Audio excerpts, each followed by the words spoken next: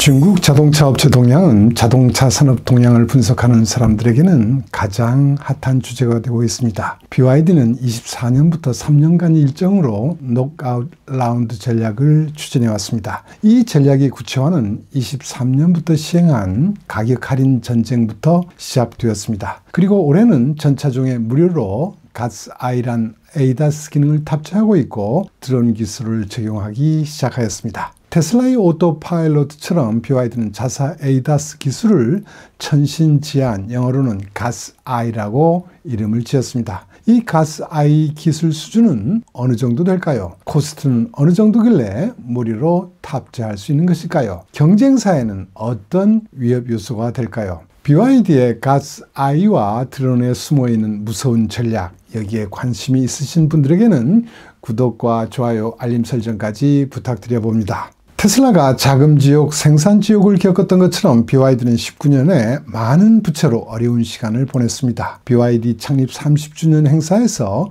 기조연설을 한 왕챔프 CEO는 2019년을 회고하면서 청중 앞에서 눈물을 흘리기도 했습니다. 연구에 집중하고 싶었지만 금융기관과 주주들로부터 연구비 지출이 많다는 비난을 받으면서 필요한 연구 개발에 차질이 생겼다고 합니다. 게다가 코로나 사태가 터지면서 자동차를 만들지 못하고 대신 마스크를 생산할 수밖에 없었습니다. 그러다 2020년 하반기부터 NEV가 빠르게 팔리기 시작하면서 BYD는 수익을 내기 시작했습니다. 조금씩 빚을 갚을 수 있었고 설비를 최신으로 교체하고 연구비 지출을 늘릴 수 있었습니다. 이 결과 핵심 기술인 블레이드 배터리 개발과 세계 최초로 개발했던 PHEV 기술을 혁신할 수 있었습니다. BYD의 왕 회장은 19년에 부채 지옥을 겪고 난 이후 어느 정도 정상화가 된 후 녹아웃 라운드 전략을 구상했습니다. 춘추 전국 시대를 통일한 진나라처럼 수많은 업체와 경쟁해서 확실한 1등을 하겠다는 비전과 목표였습니다. BYD는 이런 중국 자동차 업체의 경쟁에서 블레이드 배터리, 플러그인 하이브리드 기술 등을 앞세운 기술력과 75% 이상의 부품을 내재화로 하는 코스트 경쟁력, 그리고 이를 활용한 저가격 전략으로 목표를 초과 달성하고 있습니다. BYD 등 중국 업체들이 전기차와 SDV 분야에서 앞서가고 있는 배경에는 중국 정부의 대폭적인 지원이 있었던 것도 사실입니다. 그러나 이것만으로는 다 설명할 수가 없습니다. 강력한 카리스마 소유자였던 정주영, 이병철 회장 같은 인물이 BYD와 지리에 나타났고 미국 IT 업체 출신의 젊은 경영자들이 수없이 나타났습니다. 일반 근로자 연구개발자들은 우리가 90년대 했던 방식으로 엄청난 초과 근무를 하고 있습니다. 중국 NEV 시장은 100개 이상의 업체가 치열하게 경쟁하고 있습니다.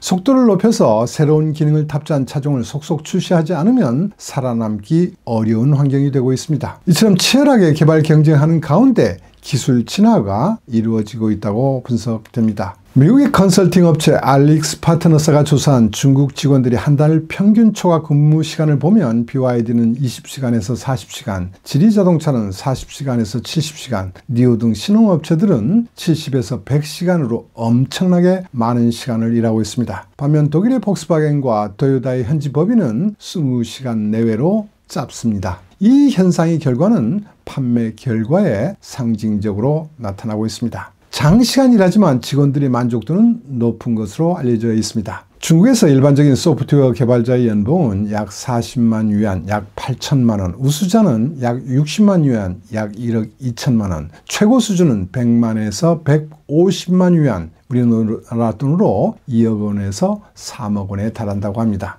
열심히 일하는 만큼 젊은 시절부터 돈을 벌 수 있습니다. 의사나 변호사보다 돈 잘 버는 소프트웨어 개발자가 가장 인기가 있고 이러한 우수인재들이 다른 나라보다 많습니다. 일론 머스크는 과거 여러 인터뷰에서 일주일에 80에서 100시간 이상 일한다고 밝혔습니다. 심할 때는 120시간까지 일한 적도 있다고 말한 바 있습니다. 이처럼 열심히 일하는 테슬라와 중국 업체들에게 우리나라 오류 정치가들이 만든 규제로 이들과 경쟁이나 되겠습니까? 약간 길어졌습니다만 BYD는 23년에 플러그인 하이브리드 차 가격을 가솔린 차와 동일한 가격에 판매한다는 유전 동가 전략으로 전년비 61% 성장할 수 있었습니다. 24년에는 가솔린차 가격보다 더 싸게 플러그인 하이브리드 차를 판매한다는 전비 유저 전략으로 원 계획이었던 360만 대, 수정 목표였던 400만 대를 뛰어넘는 427만 대를 판매하면서 전년비 41% 증가했습니다. 가격 전략에 더해 BYD는 전기차와 플러그인 하이브리드 두 영역에서 강한 이점을 발휘하면서 전기차에서는 26%의 마켓시어를, 플러그인 하이브리드에서는 61%의 마켓시어를 차지하고 있습니다. BYD 왕 회장은 27년이 되면 글로벌 레거시 업체들의 중국 시장 마켓시어가 10에서 15% 정도로 낮아질 것이라고 예상한 적이 있습니다. 이 예상을 현실로 만들려고 하는 것일까요? 올해는 가격 할인 전략을 중지하고 레벨 2와 레벨 2 플러스의 기능을 전 브랜드 전 차종에 무료로 탑재하는 전략으로 전환했습니다. 이 전략으로 BYD는 글로벌 레거시 업체들의 내연기관차를 몰아내고 글로벌 550만 대 정도를 판매하려고 하고 있습니다. 자, 그렇다면 BYD의 가스아이란 ADAS 기술은 어떤 기술 구성으로 어느 정도의 기능을 실현하고 있을까요? 중국 업체들의 ADAS 기술은 내비게이션 경로에 따라 고속도로와 도심지에서도 도어-투-도어 핸즈프리가 가능한 NOA, 즉 내비게이션 온 파일럿이라는 기능을 실현하고 있습니다. 물론 아직까지는 테슬라 FSD처럼 사고 시 운전자가 책임을 지는 레벨 2 플러스 기능입니다. BYD는 ADAS 사양을 컴퓨팅 능력과 센서 수에 따라 세 가지 등급으로 구분하여 브랜드별로 차량 가격대별로 운영하고 있습니다. A등급 ADAS는 100만 위안 이상의 럭셔리 브랜드인 양왕 브랜드 차량에 적용했습니다. 3개의 라이더와 11개의 카메라, 5개의 레이더로 구성된 센서와 엔비디아의 2개의 올인 X로 중국의 전 도로를 커버하는 NOA 기능을 갖추었습니다. B등급의 ADAS 기능은 BYD의 20만 위안 이상의 고가격 차량과 프리미엄 브랜드인 덴자 차량에 탑재됩니다. B등급의 ADAS는 구성상으로 보면 기아의 EV9 런칭 시 잠깐 도입했던 레벨 3 센서 구성과 비슷하게 보입니다. 그러나 BYD는 NOA 기능을 실현하고 있어 한정된 구간에서 한정된 속도 이하에서만 자율운전이 가능한 기아 EV9이 레벨 3보다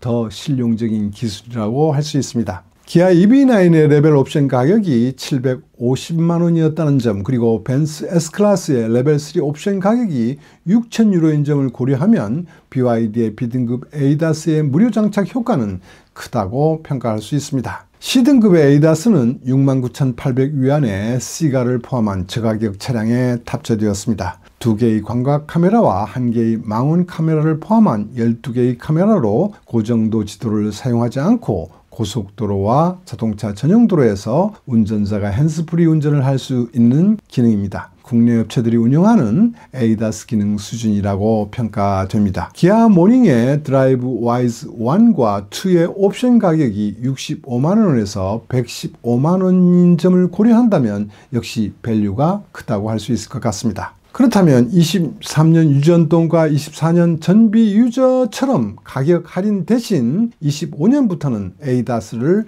무료로 장착하는 전략을 취하고 있을까요? 더 이상 가격을 할인하게 되면 저가 이미지 함정에 빠질 수 있는 리스크를 브랜드 전략 차원에서 고려했을 것 같습니다. 여기에 드론을 최초로 차종에 탑재한다는 것은 새로운 고객 경험과 함께 하이테크 이미지를 구축할 수 있는 큰 장점이 될 것으로 보입니다. 또 하나는 과거 2년 동안 가격 할인 전쟁으로 업체 간 후유증이 크게 발생했습니다. 시장의 공정한 경쟁 질서를 어지럽히는 과당 경쟁의 시정이 국가급 회의에서 처음으로 언급되었습니다. BYD는 정부가 가격 할인에 대해 제재할 가능성이 있다고 판단한 듯합니다. 이렇게 보면 BYD는 가격 인하 경쟁의 한계를 느끼고 로우 프라이스에서 밸류로 전략 전환을 단행한 것입니다. 그렇다면 과연 코스트는 어느 정도일까요? BYD는 ADAS용 핵심 부품 코스트가 내려간 부분을 활용했다고 보입니다. 라이다 등 센서리와 자율주행용 반도체 칩 등 하드웨어 비용이 매우 비싸 불과 2-3년 전까지만 해도 20만 위안 이하의 차량에는 탑재가 어려웠습니다. 그러나 최근 중국의 신생업체 중에는 약 7천 위안 140만 원 정도의 저렴한 ADAS를 완성차 업체에 공급하기 시작했습니다. 또한 BYD는 카메라와 센서를 자체 제작하고 반도체 칩을 대량으로 조달하고 자체 조립을 통해 도입 비용을 약 4,000위안 정도로 낮췄다고 합니다. 향후 ADAS 부품의 자체 생산이 늘어나면 BYD는 더 많은 비용 절감을 실현할 수 있고 업계 내 입지를 확고히 할 수 있을 것으로 보입니다.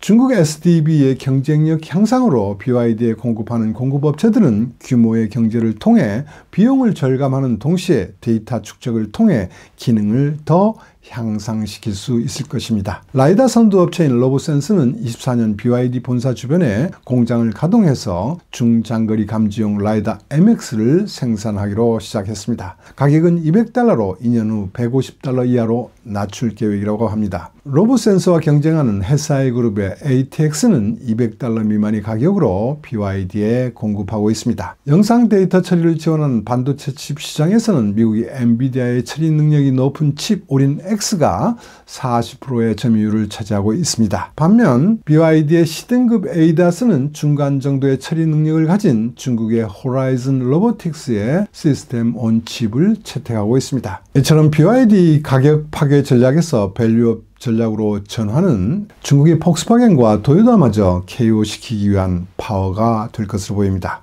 지금 미국과 유럽이 이미 중국세를 크게 견제하고 있지만 언제까지 지속될지는 모르겠습니다. 우리나라 자동차 산업에 종사하시는 분들에게 조금은 도움이 되었으면 합니다. 오늘은 여기까지입니다. 시청해 주셔서 대단히 감사합니다.